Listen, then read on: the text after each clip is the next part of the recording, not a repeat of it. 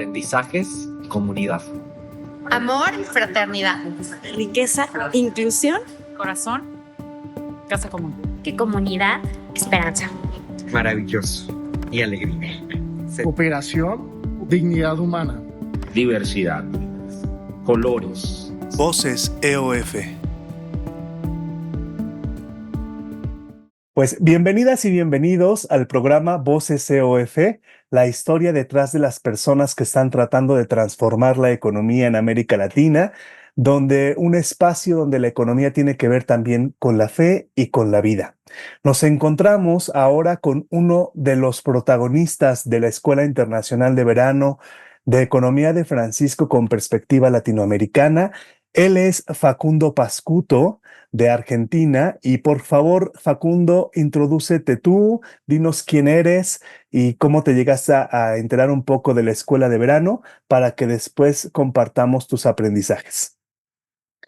Bueno, buenas tardes, Jesús, y buenas tardes a todos desde acá de la Argentina.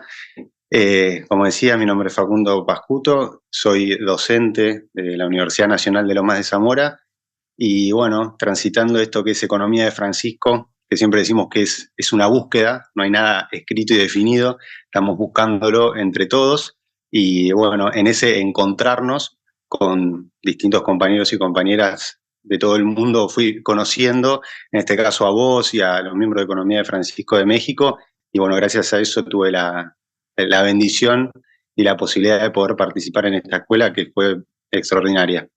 Muchas gracias, Facundo. Pues mira, para quienes nos están escuchando y no supieron mucho de lo que vivimos en esta escuela de verano, me gustaría que nos compartieras cuáles han sido los aprendizajes claves que tú detectaste en esta escuela y qué han significado a ti en tus búsquedas personales y profesionales. Bueno, son muchísimos aprendizajes y experiencias, pero si tuviera que condensar todo eso en 2 o 3 puntos, como para hacerlo general, yo empezaría hablando de la armonía que encontraron desde la escuela de verano entre la teoría y la práctica. Eso para mí fue fundamental. Hay 2 formas de conocer la realidad o de abordarla, o desde la teoría o desde la práctica. El mundo ideal es cuando sucede esa confluencia en donde desde la teoría y desde la práctica uno aborda esa realidad, de donde se llegan los mejores resultados. Y en la escuela de verano lo que yo rescato muchísimo es que discutimos modelos, paradigmas, ideas, pero también lo pudimos complementar con experiencias prácticas, como por ejemplo cuando fuimos a visitar Quali, esa cooperativa, que la verdad que fue como terminar de redondear todo lo que habíamos visto previamente. Así que una de las primeras cosas que destaco es esa confluencia y esa armonía que se encontró entre la teoría y la práctica. Después, otras cosas que también resalto mucho es reafirmar esa certeza de que existe una perspectiva latinoamericana, y no solamente que existe, sino que está más sólida y más fuerte que nunca. América Latina tiene un sujeto, lo hablamos mucho allá con los compañeros y las compañeras, tiene un sujeto único, podríamos decir, en el mundo, que capaz comparte con otros países en vías de desarrollo, es ese sujeto que se inventa su propio trabajo, ¿no? Que ya el mercado no puede absorber y el Estado, que se fue deteriorando con los años, ese estado de bienestar que supieron transitar nuestros padres o nuestros abuelos, también se fue deteriorando. Y en ese contexto, bueno, hay una serie de trabajadores que podríamos catalogar como economía popular, pero también excede la economía popular, que, como dice Francisco, son poetas sociales, ¿no? Se inventan su propio trabajo, con creatividad y con organización. Y aparte de esa experiencia, que creo que es muy valiosa de América Latina para afrontar los problemas que tiene el mundo, creo que también desde lo teórico tenemos que dar la discusión. Creo que nos debemos trabajar sobre la soberanía epistemológica. Es un concepto que a mí me interesa mucho, y esto no quiere decir que lo que venga de afuera esté mal o lo nuestro esté bien. Digo, así como planteamos soberanía territorial, soberanía política, bueno, la soberanía epistemológica es fundamental, y hay capital humano de sobra en América Latina para repensar categorías, para ayornarlas con categorías también de afuera. Es un lindo proceso. Gracias, Facundo. Yo creo que estos dos aprendizajes fundamentales que mencionas, podemos ahondar un poco en ellos, porque tú eres un protagonista del movimiento internacional desde sus comienzos.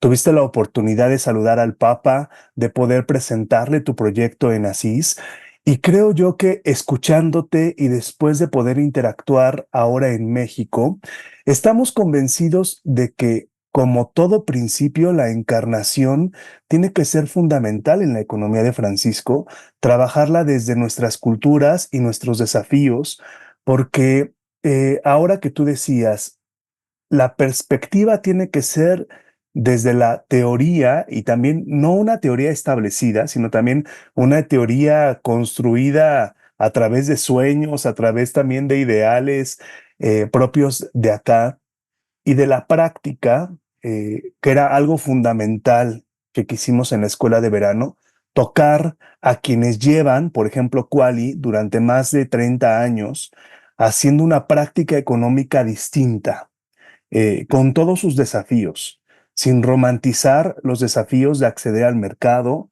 de poder competir también en el mundo real, en un mundo donde la precarización laboral y también el acceso a los recursos naturales, pues es complejo.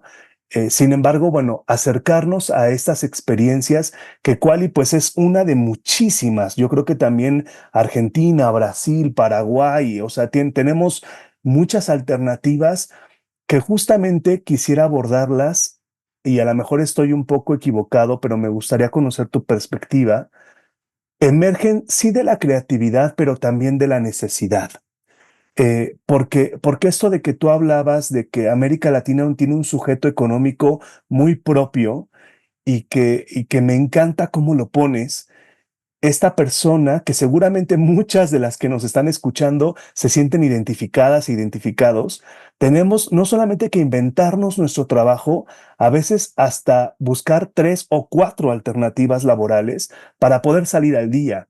Y que si bien genera en nosotros creatividad y pues esta dinámica laboral intensa, también hay muchos desafíos por delante. O sea, creo que cómo no romantizar a este sujeto económico de Latinoamérica. Y si quisieras contarnos un poquito más, como por dónde ves los desafíos de la economía en América Latina en estos términos de lo propio, ¿no? Cuéntanos un poco más sobre eso. Bueno, me quedo con esto último que comentabas recién, cómo no romantizar este sujeto social que aparece en América Latina. Creo que lo fundamental es entendiendo que existe un piso de dignidad que todo ser humano, por el hecho de ser humano, tiene que tener garantizado. Es el acceso a la tierra, a un techo en el cual poder dormir y poder vestirse y poder comer. Y obviamente poder trabajar, ¿no? No es solamente tener esos derechos a la vivienda, al alimento, sino también a tener la posibilidad de, con sus manos o con su mente, crear y poder transformar la realidad a través del trabajo, ¿no? Entonces, uno de los principales métodos que se me ocurren, que estoy convencido que tenemos que garantizar, es ese piso de dignidad, para no caer en ese error a veces de esa romantización que termina siendo tan dañino como la situación que previamente ya vienen acarreando. Eso creo que es fundamental. Totalmente de acuerdo contigo, y yo creo que ese es un principio de la doctrina social de la Iglesia, la dignidad de la persona humana, y que debemos de defender, y que incluso pues es la propuesta esencial de Economía de Francisco, poner a la persona en el centro, la persona con su dignidad totalmente como la presentas. Y me gustaría también hacer eco de esta soberanía epistemológica que tú llamas, que yo creo que es un desafío en los procesos globales. Creo yo que hoy más que nunca, también cuando digo, esta escuela de verano con perspectiva latinoamericana, pues ciertamente es un primer intento, pero viene arrastrando una serie de esfuerzos que desde que surgió Economía de Francisco, creemos quienes habitamos estos territorios, estas tierras, pues que tenemos desafíos, problemas muy locales, pero también riquezas. O sea, creo que pudimos abordar como esta propuesta de podemos crear una propuesta económica latinoamericana como algo también que aporta a los diálogos globales. O sea, creo que también, así como tú dijiste, y para quienes nos están escuchando, pudimos visitar un proyecto en Tehuacán, Puebla, que es Kuali, que partió también de una escucha a las comunidades y que se encarga de la conservación del agua y la conservación del suelo y la producción económica del amaranto. Pero también tuvimos la oportunidad, a lo mejor no mucho, pero sí de escuchar estos otros paradigmas de nuestros pueblos indígenas, comunidades, pueblos que pareciera ser que no tienen nada que aportar al diálogo y tienen todo que aportar también al diálogo, ¿no? O sea, como unos sujetos activos. Facundo, ¿quieres compartirnos un último aprendizaje, experiencia que te llevaste en tu corazón? ¿Cómo esta experiencia te permite seguir caminando en esa construcción de la economía de Francisco? Sí, bueno, en primer lugar, se contagió optimismo. Se contagió optimismo porque ves mucha gente haciendo cosas parecidas a las que uno hace en distintas partes del mundo y uno se da cuenta que no está solo. Y como decíamos el último día que compartimos ahí, creo que un poco el objetivo de Francisco es ese. Es un poco repensar la economía, pero a la vez es buscar formas de organización y que la gente que hace cosas parecidas y que tiene unidad de concepción se pueda juntar y pueda darse cuenta que no está sola y se pueda generar un movimiento que con sus particularidades esenciales de cada una de las regiones tome estos desafíos de repensar una economía con el sujeto en el centro, con el ser humano en el centro. Y retomo lo último que comentabas, esta articulación entre pueblos originarios o nuestros antepasados y la ciencia, ¿no?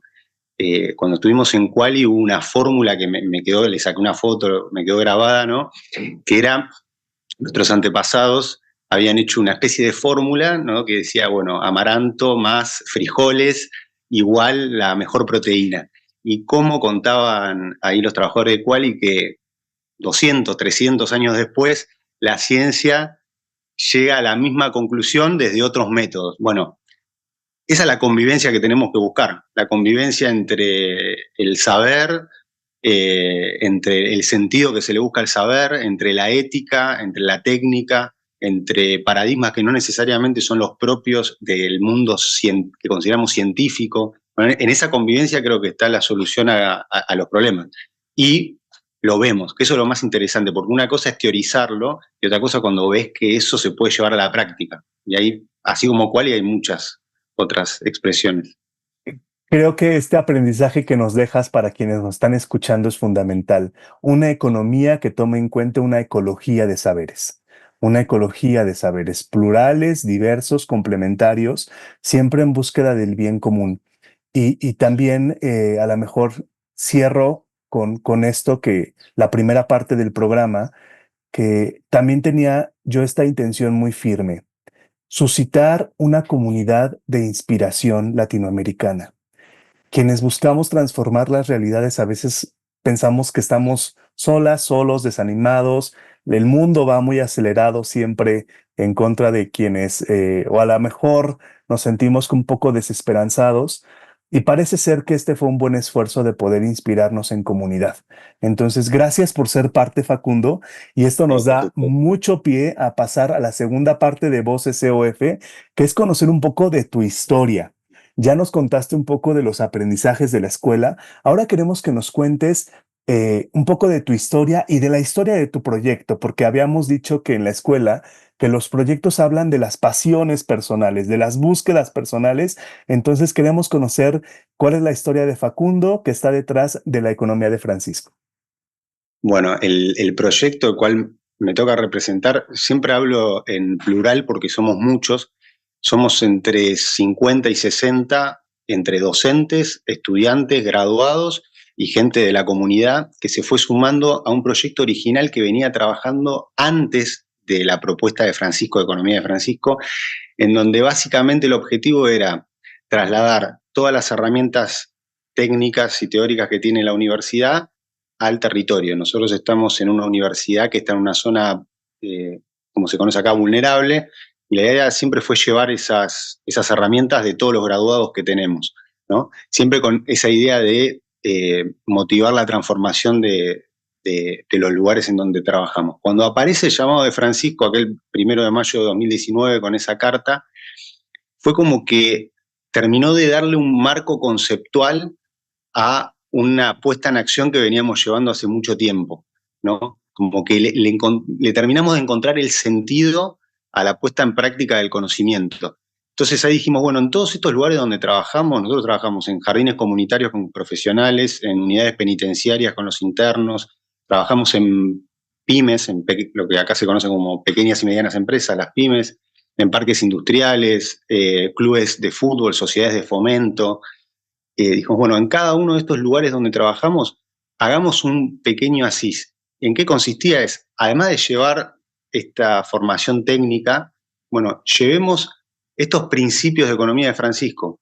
Entonces, hagamos encuentros en donde discutamos desde las encíclicas de Francisco hasta la visión de una economía circular, y eso tiene mucho que ver con el lugar en donde trabajamos. Si trabajamos, por ejemplo, con una cooperativa de reciclado, bueno, abordamos estos encuentros a partir de la economía circular, de la concepción del descarte. Si vamos a una unidad penitenciaria, lo abordamos de otra manera y con resultados excepcionales, porque el objetivo principal que nosotros nos planteamos es tratar de poner nuestro granito de arena en la organización comunitaria, que es la única manera que tenemos como pueblo de poder enfrentar los desafíos que tenemos. El pueblo tiene una sola manera de enfrentar las injusticias, que es con organización y creatividad. La creatividad cada vez está más dañada, producto de las influencias técnicas que vamos teniendo, entonces hay que trabajarla, y la organización también. Por eso algo que era tan común capaz hace 20 años, que era encontrarse con el otro, hoy para mí es un hecho revolucionario.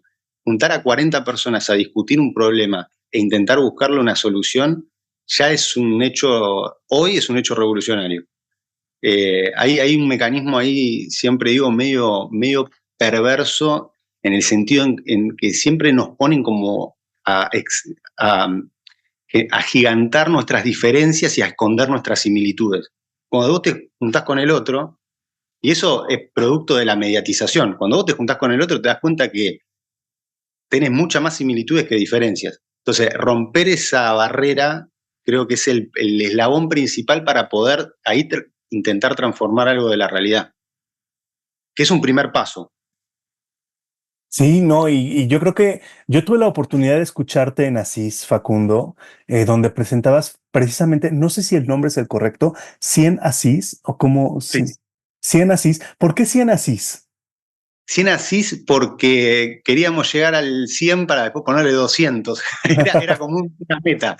No, la idea era hacer pequeños Asís, ¿no? Ese era el objetivo. Habíamos visto cuál era la descripción de Asís, los principios, bueno, obviamente San Francisco de Asís, toda esa combinación hacía que nosotros digamos, bueno, en todos los lugares donde trabajamos, hagamos pequeños Asís, con esa filosofía, con esa perspectiva. Y dijimos, bueno, pongamos una meta, logremos hacer 100. Llegó un momento que perdimos la cuenta, porque sinceramente lo hemos... ¡Qué maravilla! Al principio la gracia era decir, bueno, estamos cerca del... Yo creo que lo hemos pasado pero seguro. Quedó en algo anecdótico. Sí. Y quedó así, y ya hemos hecho varios. Cuéntame un poco de los efectos que tú has visto, tanto en los estudiantes. Esto entiendo también para quienes nos están escuchando, es un modelo como educativo que vincula una universidad al servicio siempre también, pues, de las periferias, con la finalidad de poner como este espacio que se llama Asís. ¿Cómo te imaginas? ¿Qué tiene que tener para ti una Asís?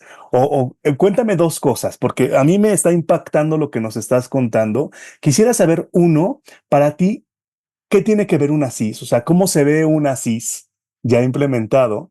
Y la segunda es, cuéntame un poco de cuáles son los ecos de lo que tú has visto, tanto en estudiantes, profesoras, profesores, personal de trabajo dentro de las organizaciones que visitan, que atienden, un poco cuáles son los aprendizajes que también tú has percatado que ha pasado en la vida de estas personas. Bueno, una de las condiciones que tiene que tener para nosotros una CIS es contribuir a la organización de la comunidad. El objetivo principal es que nosotros no tengamos que estar. O sea, nosotros no queremos estar. Estamos por una cuestión, y siempre hago esta salvedad, no es que nosotros vamos como si fuéramos ajenos a esa territorialidad. Nuestra universidad es el 70% es primera generación de estudiantes universitarios. O sea, somos parte del territorio. Pero el objetivo, siempre decimos, es que ser prescindibles. Ahora, en ese transcurso, tratamos de ir con herramientas. Pongo un ejemplo como para citar alguno. Hace poquito habíamos hecho en un lugar que se llama Isla Maciel, en Argentina, que es un lugar vulnerable, con muchas problemáticas de contaminación. Trabajamos con una cooperativa textil, donde damos formación, cuestiones técnicas. Bueno, generamos una CIS vinculado al tema de la contaminación, porque hay un río ahí muy contaminado, muy conocido acá en Argentina, que es el Riachuelo. Bueno, eso devino, empezamos a organizarnos. Se empezaron a sumar los vecinos, bueno, terminó en una remada con kayaks, con todo en el medio del río, la verdad muy contaminado. Eso generó como un cimbronazo en los vecinos, en la comunidad, en la política también. Bueno, vinieron, bueno, y se empezó a resolver algunas cosas, se empezó a trabajar el tema del reciclado, como que fue una concatenación de eventos que quizás si solamente íbamos a transmitir el conocimiento técnico, que es darle formación a un cooperativista, bueno, quedaba ahí y no se generaba nada más. Ese es un ejemplo de tantos que vemos cotidianamente. Y te redondeo con esto.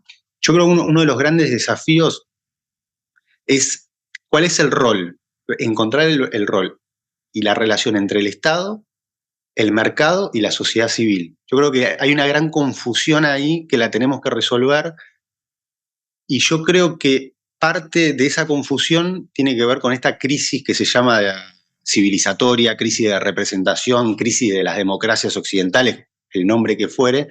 Es esa falta de comunicación, y en un momento se rompió esa organización comunitaria que llevaba como resultado a la modificación de políticas públicas, ¿no? Esa cosa a veces de esperar como que o el Estado te resuelva los problemas, cuando la realidad es que la situación generalmente es inversa. La comunidad se organiza, plantea una situación, intenta resolverlo, y ahí accede a las instituciones democráticas que van a intentar resolver ese problema que la sociedad o no pudo o está tratando de resolver. Yo creo que en un momento eso se cortó, ese vínculo. Entonces, una de las formas de restablecer esa relación es organizando a la comunidad. Si la comunidad no está organizada, las instituciones democráticas, o sea, la nafta, el combustible de las instituciones democráticas son los ciudadanos organizados. Me encanta que pongas en el principio que para ti ASIS tiene que ver con comunidad. Y yo creo que la economía de Francisco tiene que ver también con eso, con rescatar esta articulación, como tú acabas de decir, de quienes somos actores económicos en distintos niveles, pero siempre propiciando unidad y colectividad en algún sentido, comunalidad o ser comunitarios, para poder abordar de mejor manera los desafíos y también las soluciones. Creo que es uno de los aprendizajes que yo hoy me llevo y que yo espero que a quienes nos están viendo y nos están escuchando, creo que la clave de la transición económica pasa por allá. Precisamente hoy ser comunidad, como tú dijiste, es un acto revolucionario en tiempos donde se prefiere la polarización, la rivalidad, la competencia, la segregación. Hoy lo que nos une es más. Y quisiera yo ir terminando, Facundo, preguntándote lo siguiente.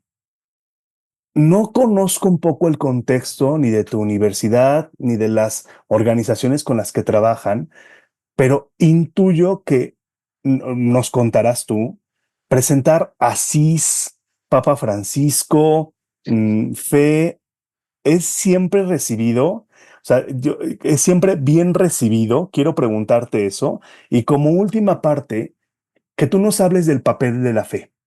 ¿La fe es importante para construir este sujeto comunitario? ¿Qué piensas tú? Bueno, contestando tu primera pregunta, no es nada fácil trabajar Obviamente tenemos acompañamiento de las autoridades en general de la universidad, pero en un principio la universidad pública, laica del conurbano bonaerense es un tema difícil de tratar, el tema de iglesia, fe y demás, pero como decimos siempre, a nosotros nos gusta pescar afuera de la pecera.